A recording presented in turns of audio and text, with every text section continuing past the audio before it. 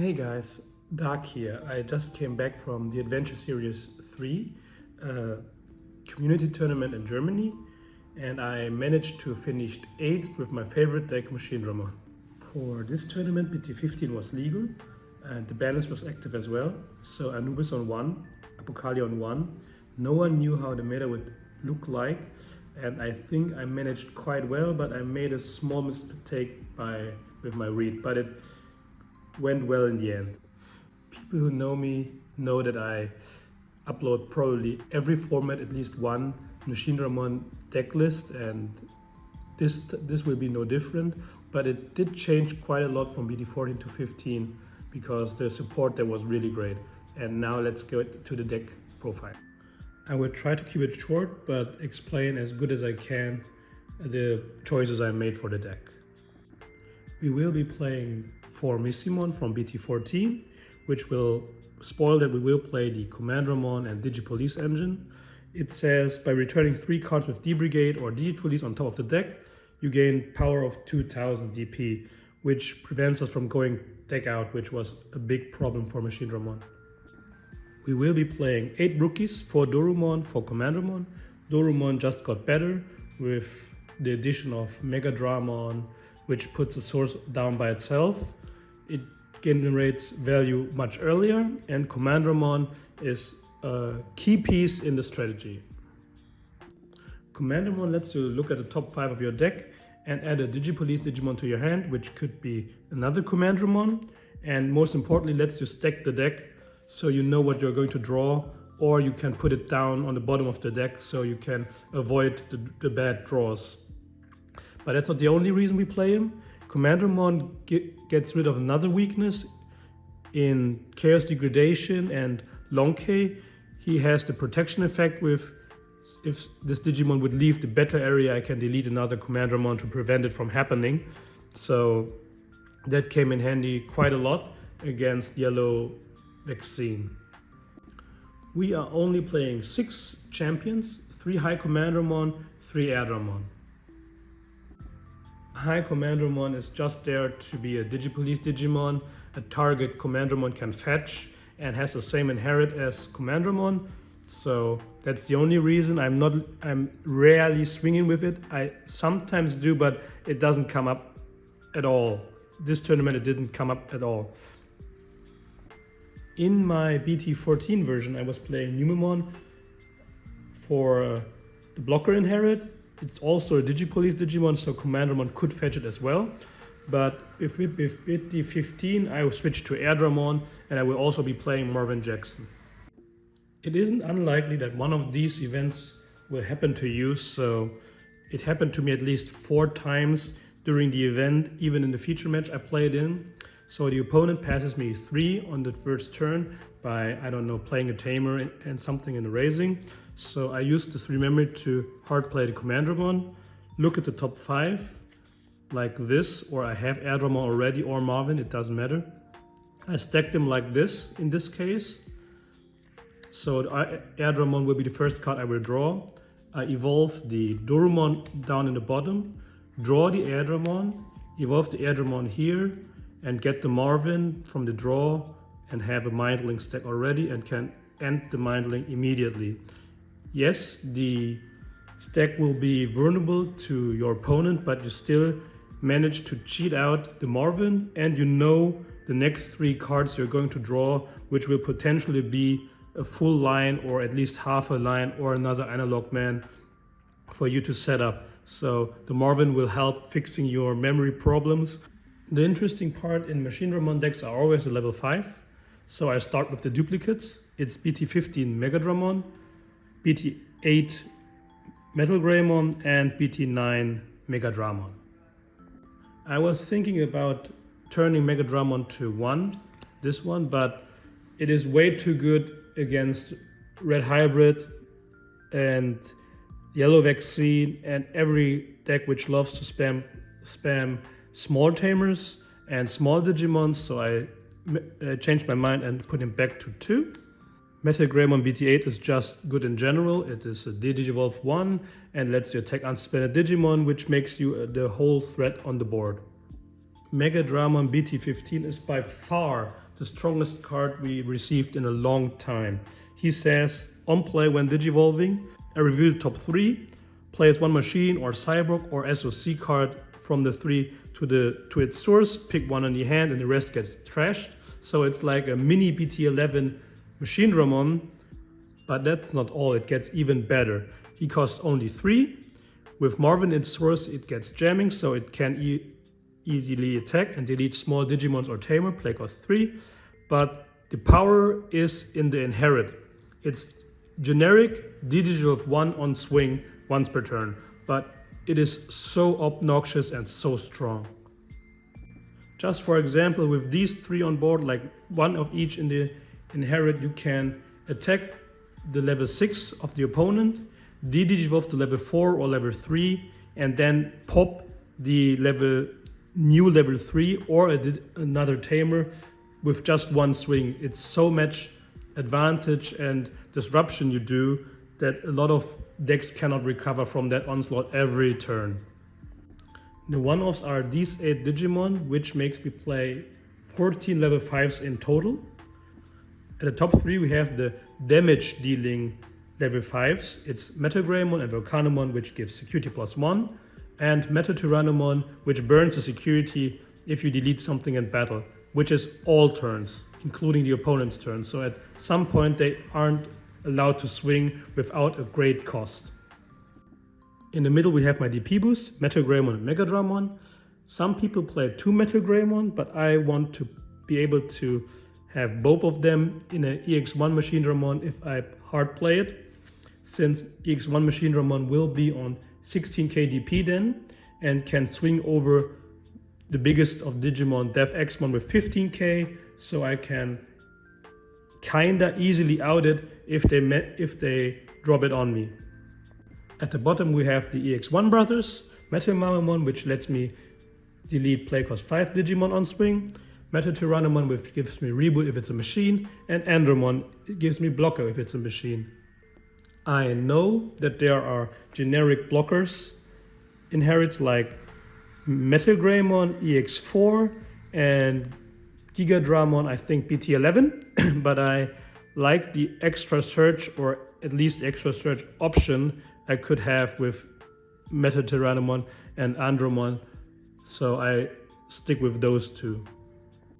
The level 6 are pretty standard in my opinion. 3 BT11 Machinedramon, 2 EX1, 3 Chaosdramon, 2 Chaosdramon X. I am thinking and trying really hard to fit in the 4th Chaosdramon, but I can't find the space right now.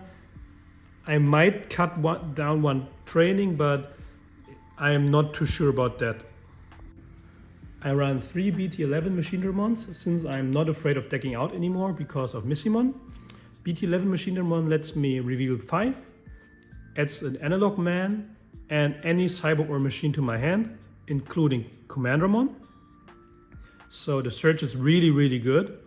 It trashes the rest, and the on deletion is, if it gets deleted, I can bottom deck one of my analog mans to play 1 Machinedramon from my hand, which will almost always be EX1 Machinedramon.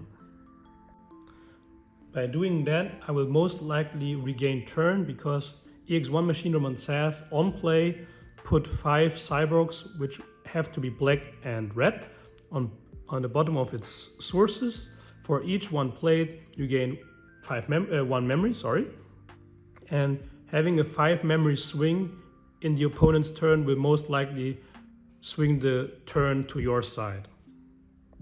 The ideal stack or combo looks kind of like this. You have your level 5 out, you use a training or you have enough memory, doesn't matter.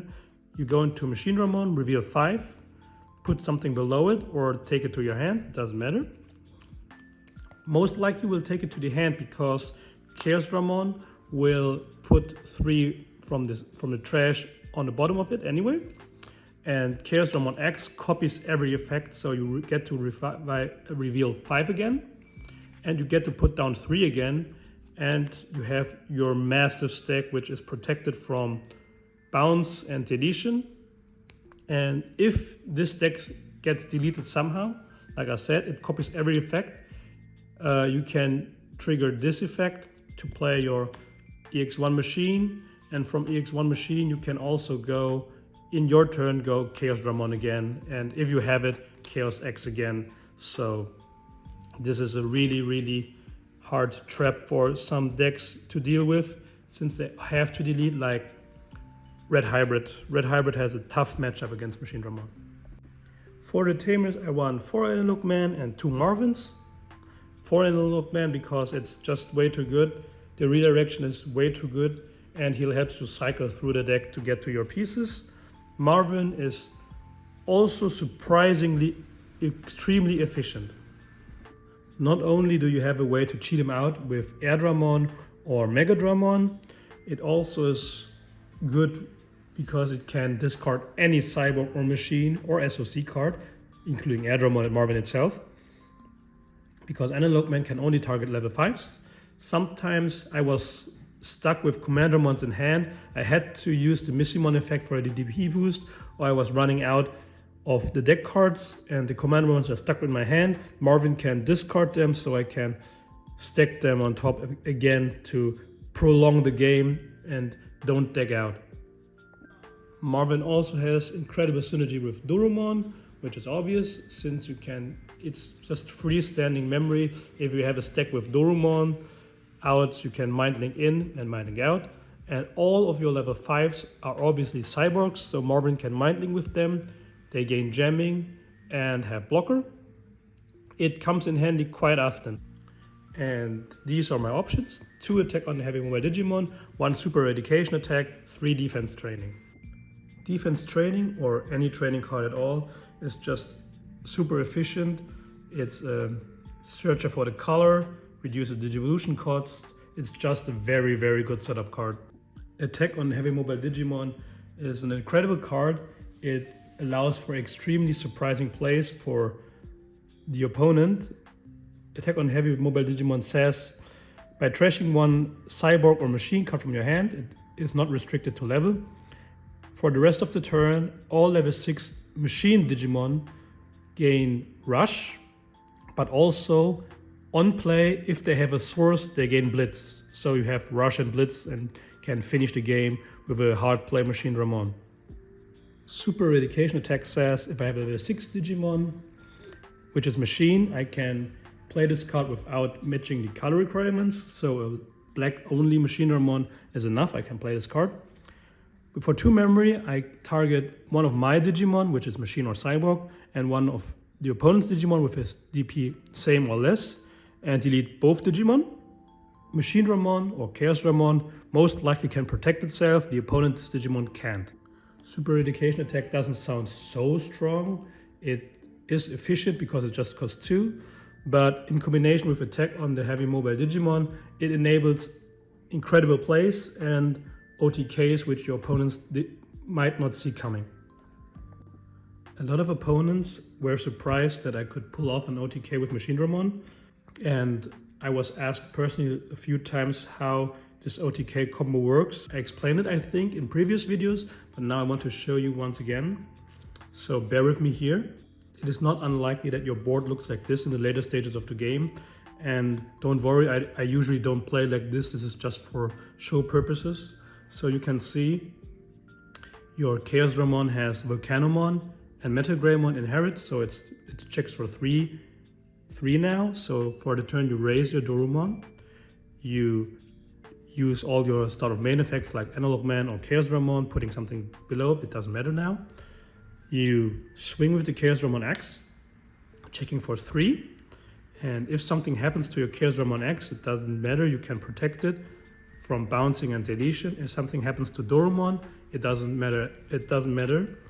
But let's say I hit a Rival's Barrage, which says I have to, it deletes the highest level Digimon. The target has to be Chaosdramon X.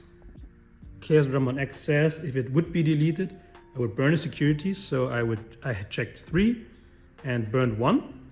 So it's just 1 left. But instead of protecting it, I can choose to get itself deleted. With BT11 Machinedramon, I can put down the Analog Man and play Machinedramon. it will gain 5 sources, and depending on how many securities he has left, I can opt to get security plus again. I will just put these 5 for showing purposes. I will gain 5 memory, so memory won't be a problem. And then I will just use the option, discard anything like Machinedramon. And now the Machinedramon has rush. I can swing again, check, let's say, another 3, and now he has no security. I can swing with Dorumon. If anything happens to Dorumon, it doesn't matter. I can also play Machinedramon, which will add another source, and will also have rush and blitz, and he can swing for game. So that might be sometimes a swing from 6, 7, 8 security, it don't matter at all. But what if the Machinedramon doesn't die in the security checks? If the Machinedramon X does not die in the security check, I can just play Super Eradication Attack to delete my own Machinedramon, which will also proc the deleting of the security because Machinedramon would be deleted. And memory is not a problem, since I could delete every memory blocker with this deck. My Machinedramon X set, I could also delete memory blockers. So I gain 5 back anyway, and this only costs 2. So I will guarantee to stay in my turn and still do the OTK combo. I just explained the OTK combo, but Machinedramon in general does not OTK the opponent like that. It just grinds down the opponent, slowly kills them, while controlling the board completely, forbids them from playing. And the self-deletion option is just for burst finishes. If the opponent thinks they have one more turn, they might not have one turn. So this is really cool, and I hope you enjoy the deck as well as I do. I will probably play this deck in the next event, but I will tweak it accordingly, since right now I was aware of it, but right now I have a big problem with Lugamon. I could talk for hours about Machinedramon since I play this deck since EX1, and I might do it in a separate video because I didn't go in depth about all the combos and plays you can do with this deck. I hope you try it out, and don't be discouraged if you lose the very first few games, because I think this deck is, I don't want to say it's very hard, but you have to know what you're doing so you can pilot the deck really well. Before I end the video, I want to do a quick remark. I was asked by a lot of people at the venue and other friends why or if I play Supreme Connection, and the answer is no if you watch the video, because I think this card is not as good as it sounds. They compare it with Machinedramon, and I think it's fair, but Machinedramon is a Digimon, which lets you play it in the Raising as well. It lets you stack it on top or bottom. And yes, you can pick fewer things with Machinedramon, but the Supreme Connection does not let you put it on the bottom of the of your deck. And it's really hard to actually play that card or use the effect efficiently without majorly changing the deck. And I think a deck for Machinedramon with Supreme Connection is just a different archetype from the deck I am building right now, which doesn't play Raising too much. But if I use the Supreme Connection effects and Supreme Connection card, it makes you vulnerable to memory blockers or Leviamon, since playing by Supreme Connection is playing by effect, and just playing the hard dropping the Machinedramon for 3 or less costs. Let's say you play X1 Machinedramon, it will only cost 4, which is nice, but you will still need the Attack on Heavy Mobile Digimon card to gain Rush and Blitz for the surprise factor. So it's again a 2 or 3 card combo. I am not that sold on Supreme Connection right now.